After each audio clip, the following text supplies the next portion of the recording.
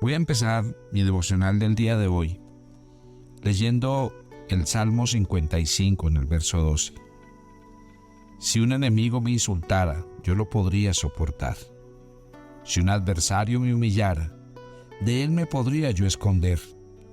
Pero lo has hecho tú, un hombre como yo, mi compañero, mi mejor amigo, a quien me unía una bella amistad y con quien caminaba entre los adoradores en la casa de Dios.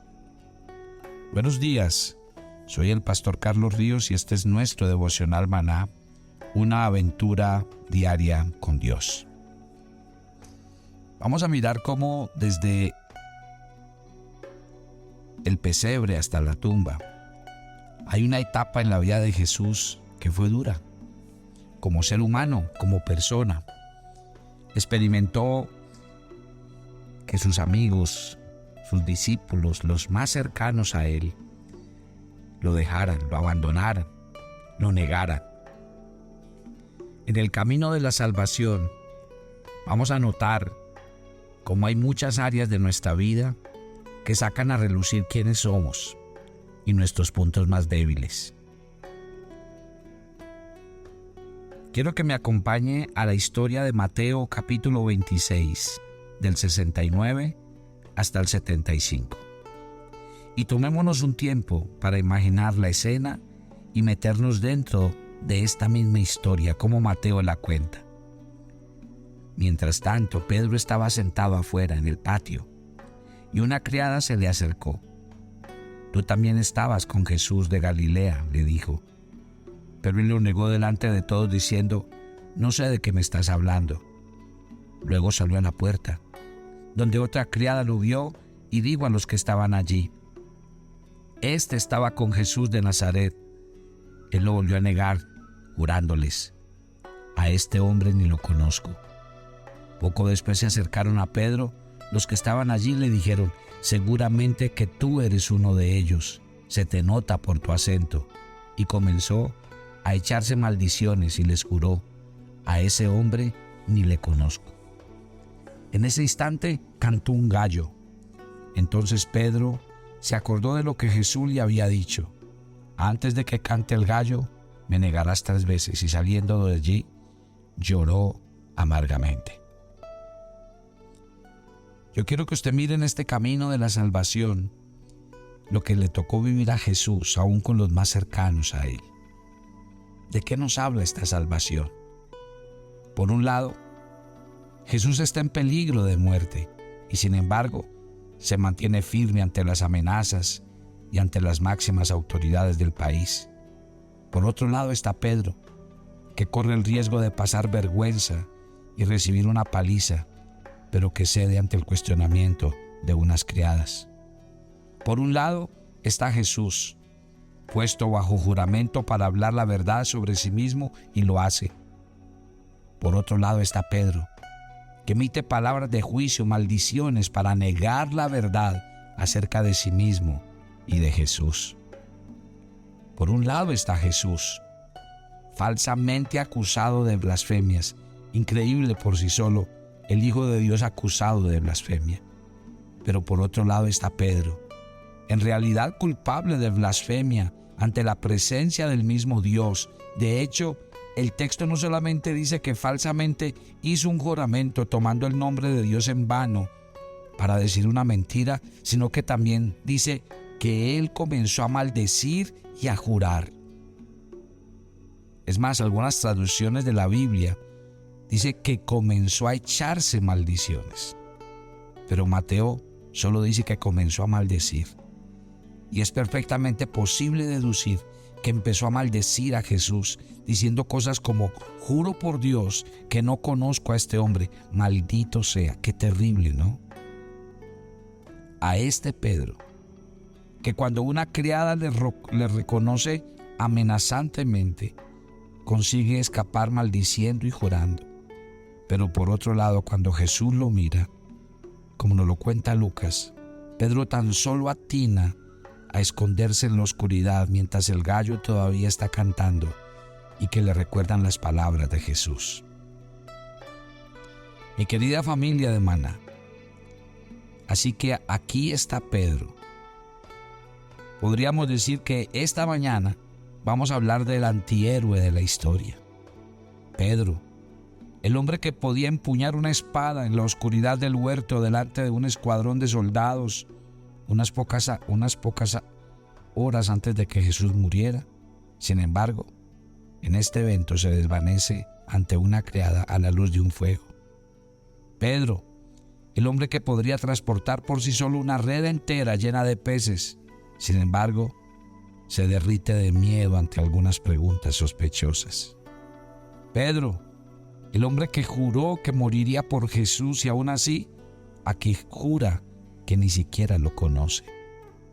Pedro, un hombre lleno de coraje y buenas intenciones, solo un par de horas antes. Sin embargo, ahora en este momento está lleno de vergüenza, de amargura, de profunda desesperación y lágrimas desbordantes. Pedro, la roca, el nombre que Jesús le había dado, ahora ahogado en su propio llanto. Para resumir, Pedro falla. Repentinamente, sorprendentemente, rotundamente, Pedro falló. ¿Y qué nos habla la Biblia acerca del fracaso esta mañana? Piensen al respecto. Hagamos un recuento mental a lo largo de la Biblia. Adán y Eva fallaron aunque vivían en un ambiente perfecto. Abraham falló, mintió acerca de su esposa y abusó de Agar. Samuel no logró que sus propios hijos se comportaran correctamente, a pesar de que comenzó su propia carrera condenando a Elí por lo mismo. Gedeón falló, aún después de su gran victoria sobre los madianitas, cuando dijo que no se convertiría en rey y luego se comportó como si lo fuera e hizo un objeto para que Israel cayera en la idolatría.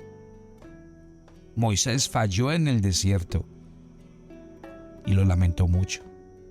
El gran rey David fracasó terriblemente, no solo en sus actos de adulterio y asesinato, también a nivel familiar. Todos los reyes de Israel fallaron de una manera u otra. El pueblo de Israel en su conjunto, el pueblo del pacto de Dios, el pueblo redimido de Dios, fracasó generación tras generación a lo largo del Antiguo Testamento. Y si vamos al Nuevo Testamento, por todas partes nos muestra personas que también fallaron, incluso en esta historia. ¿Por qué solo culpamos a Pedro por su negación? De hecho, Mateo nos dice que todos los discípulos lo abandonaron y huyeron. Pedro fue el único, casi el único, como veremos, que permaneció en un lugar donde podía negar a Jesús. La única razón por la que los otros discípulos no negaron a Jesús, ¿sabe cuál fue? Es porque ni siquiera estaban allí. Estamos hablando esta mañana del camino desde el pesebre hasta la cruz, y allí encontramos la palabra fracaso. Y el fracaso es una experiencia que la vamos a experimentar todos los días. La mayoría de nosotros tiene alguna idea de la gran historia de la iglesia cristiana. Sabemos que el evangelio se ha esparcido por todo el mundo, de país en país, de continente en continente. Hemos leído las biografías de algunos misioneros, admiramos tal vez las grandes obras de personas que valientes han hecho grandes cosas por la obra de Dios. Y se cuentan de verdad la gran historia de los pasados 2000 años de testimonio que ha alcanzado el evangelio con su gracia y con la soberanía de Dios. Pero si usted mira la iglesia desde otro ángulo, la historia también de la iglesia a lo largo de estos 2000 años ha sido una historia de fracasos, y algunos terribles. Así como en el Antiguo Testamento, a veces estas historias nos causan sorpresa respecto a lo que Dios ha hecho a pesar de las debilidades y de los fracasos de las personas que Él ha usado. En vez de que nos maravillemos por los logros de esas mismas personas, a veces, no como en la Biblia, las biografías de los grandes hombres de Dios pasan por alto algunos de los momentos menos inspiradores, esos momentos de fracaso. La gran tragedia es que muchas veces no lo hacemos o no queremos admitirlo. Y para ser honestos, nos avergonzamos cuando otros cristianos comienzan a confesar sus fracasos, por miedo a tener que unirnos a la confesión y admitir que algunos de los nuestros, es más, que nosotros mismos, hemos fracasado muchas veces. A veces hasta preferimos encubrir nuestra vergüenza y fingir que tenemos una vida cristiana victoriosa, una vida llena del Espíritu, cualquier otra frase que esté de moda. No podemos seguir creyendo que tenemos todo bajo control. Solamente, hoy más que nunca, tenemos que admitir que somos débiles, que hemos cometido muchos errores. El fracaso está previsto en la Biblia. Y uno de los puntos más sorprendentes de el relato de Mateo 26, que es la historia que estamos hablando esta mañana. Mire que Mateo 26 nos habla de la traición de Judas y la negación de Pedro. Y Jesús las había predicho ambas. Si usted lee el versículo 21 de Mateo 26, Jesús dice: les aseguro que uno de ustedes me va a traicionar. Y todos estaban consternados, sorprendidos y dijeron: uy, seré yo. Fue una enorme sorpresa. Y al parecer aún a estas alturas de la historia, ninguno de los otros discípulos sospechaba de Judas. Pero si ustedes se van luego al verso 31 de Mateo 26, Jesús dice: esta misma noche les dijo Jesús, todos ustedes me abandonarán. Otro gran impacto. Y todos dijeron: no, eso no lo vamos a hacer. Especialmente Pedro, quien dijo: aunque todos te abandonen, yo jamás lo haré. A lo que Jesús respondió: te aseguro que esta noche, antes de que cante el gallo, me negarás 3 veces. Mire que aquí, esta mañana estamos hablando del fracaso de Judas y de Pedro, de los demás, por supuesto. Y todo ese fracaso y todo eso que iba a pasar fue previsto por Jesús trágicamente. Y esto no parece haber causado ninguna diferencia para Judas, pero en lo que respecta a Pedro, creo que probablemente es lo que lo salvó. Porque aunque cuando salió a la oscuridad y lloró amargamente, él debió haber recordado: Jesús lo sabía. Jesús dijo que yo haría esto. Y aquello probablemente hizo que sus lágrimas fueran todavía más amargas. Piensen en la mirada que Jesús le dio ese día.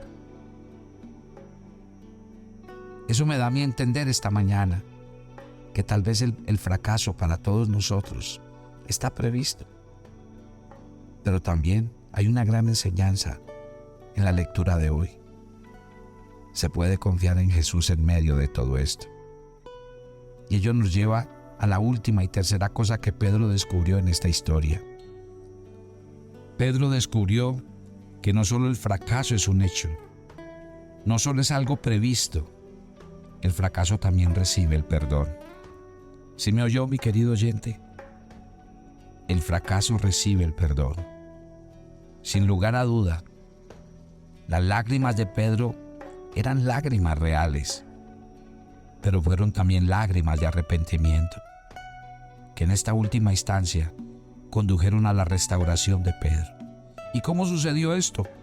Lucas y Juan nos dan la respuesta. Lucas nos cuenta la manera en que Jesús oró por la fe de Pedro, y Juan nos cuenta cómo Jesús sondeó el amor de Pedro. Y estas dos cosas fueron la clave para la restauración de Pedro. Mire cómo Jesús oró por Pedro en Lucas capítulo 22 del 31 al 32. Lucas escribe justo antes de advertir a Pedro que lo negaría 3 veces. Jesús le dice: Simón, Simón, mira que Satanás ha pedido zarandearos a todos ustedes como si fueran trigo, pero yo he orado por ti para que no falle tu fe. Y tú, cuando te hayas vuelto a mí, fortalece a tus hermanos. Y esa oración de Jesús recibió respuesta. Mire que la fe de Pedro no fracasó porque Jesús oró para que no sucediera. ¿Le fallaste a Jesús? Claro que sí. Tú y yo le hemos fallado muchas veces. Pero la pregunta más adecuada en realidad esta mañana es: ¿cuándo fue la última vez que le fallaste a Jesús? Entonces la pregunta clave es: ¿todavía confías en Él? ¿Le fallaste a Jesús otra vez? Claro que sí. Claro, yo lo he hecho muchas veces. Y la pregunta es: ¿seguimos confiando en Él? ¿Por qué Pedro fracasó? Porque él creyó que podía confiar en sí mismo. Él protestó audazmente que jamás abandonaría a Jesús, que iría a prisión, que moriría. Pero negar a Jesús jamás. Pedro confió en su propia valentía, en su propia fuerza, pero cayó de cara al suelo, devastado, deshonrado. La pregunta es: ¿qué haces después de ello? Y la respuesta es: regresas a Jesús, que intercede por ti para que tu fe sobreviva. Pedro sabía que todavía podía confiar en Jesús, incluso cuando no podía ver ni imaginar qué significaba aquello. La restauración de Pedro depende de que su fe continuara, y ello dependía de la segura respuesta de Dios a la oración de Jesús. Ahora en Juan 21, del 15 al 19, Jesús sondeó el amor de Pedro.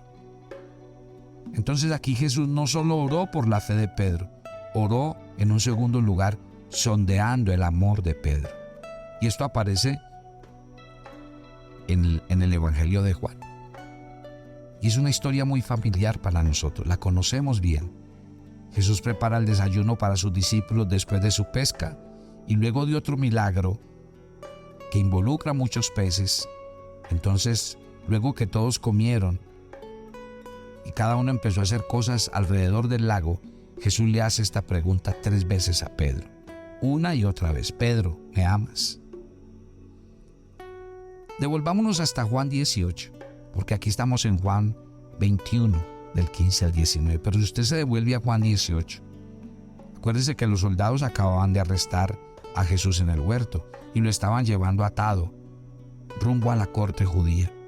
Simón Pedro y otros discípulos seguían a Jesús, y como el otro discípulo era conocido del sumo sacerdote, entró en el patio del sumo sacerdote con Jesús. Pedro, en cambio, tuvo que quedarse afuera, junto a la puerta. Pero el discípulo, conocido del sumo sacerdote, volvió entonces a salir. Habló con la portera de turno y consiguió que Pedro entrara. Así lo dice Juan 18, del 15 al 16.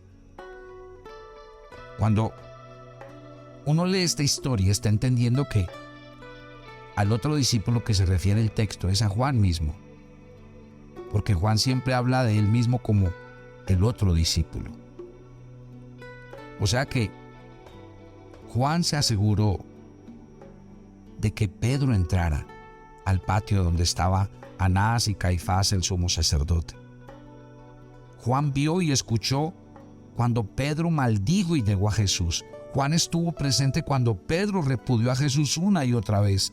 Juan escuchó a Pedro decir que ni siquiera conocía a Jesús, ese Jesús a quien ambos amaban, el Jesús por quien ambos habían renunciado a todas las cosas hace 3 años. ¿Se acuerdan? Los 3 con los que Jesús siempre andaba: Pedro, Santiago y Juan, el grupo más íntimo de sus discípulos. Habían caminado, habían hablado, habían comido juntos. Jesús incluso, acuérdese, visitó la casa de Pedro, sanó su suegra. ¿No fue Pedro quien afirmó que este Jesús era el Mesías, el Hijo de Dios? ¿No había escalado el monte de la transfiguración junto con Jesús? ¿No había estado todo el tiempo con él? Es más, en la última cena, Jesús lavó los pies de Pedro. Y ahora, aquí está Juan observando a Pedro con asombro, mientras éste niega una y otra vez haber conocido a Jesús, y lo hace en medio de juramentos, de blasfemias, de maldiciones. Juan estuvo allí. Tremendo, ¿no? Háganse en el cuadro ustedes cuando se volvieron a encontrar Pedro y Juan después de la resurrección de Jesús. ¿Qué se habrán dicho ambos cuando pensaron en ese momento agonizante que pasaron después de la crucifixión? ¿Será que Pedro rogó a Juan que no dijera nada a los demás discípulos. ¿Cómo podría Pedro volver a hablar sobre su amor por Jesús con Juan allí presente? Sin embargo, eso es exactamente lo que sucedió. Y precisamente es Juan el que nos lo está contando, porque la historia la estamos leyendo desde Juan 21. No sucedió por iniciativa de Pedro, sino por el sondeo de Jesús con su pregunta: Pedro, ¿me amas? ¿Me amas más que estos? Pedro, ¿me amas? 3 veces, como las 3 veces que Pedro negó a Jesús. La conexión es obvia. Jesús lo sabe, Pedro lo sabe y Juan está escuchando. Pero fíjense, ¿quién es el que está haciendo la pregunta? Está en Juan 21, pero el que está haciendo la pregunta es Jesús resucitado. Se trata de Jesús que ya ha estado en la cruz, que ya ha estado en la tumba. Se trata de Jesús que asumió toda la culpa de Pedro, su fracaso, su desgracia, su humillación, su pecado. Toda la vergüenza de Pedro fue cargada por Jesús en la cruz, su vergüenza y la mía. Y este es el Jesús que pregunta: entonces, Pedro, ¿me amas? Y Pedro le responde: Señor, tú sabes que te amo. Siempre te he amado y lo sigo haciendo, incluso cuando te estaba negando. Te amaba, me rompió el corazón y tú lo sabías. Me odié a mí mismo, pero te amaba y te amo ahora. Te amo, Señor.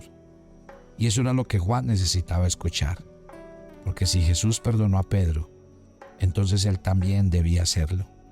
Él podía amar a Pedro de nuevo porque ambos amaban a Jesús, y por eso es que Juan lo escribió para nosotros también. Así que Pedro el fracasado se convierte en Pedro el perdonado. De la cruz, desde el pesebre hasta la cruz, hay una gran historia de fracaso, de perdón, que tiene que ver con nosotros. Padre, gracias por esta mañana. Te pedimos la bendición y te pedimos que vayas delante de nosotros. Cuídanos y guárdanos. En Cristo Jesús. Amén.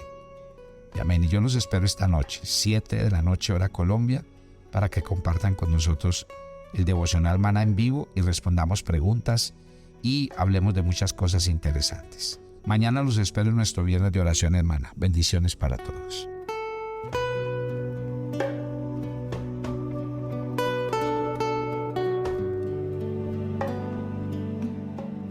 Toma tu agenda devocional Maná.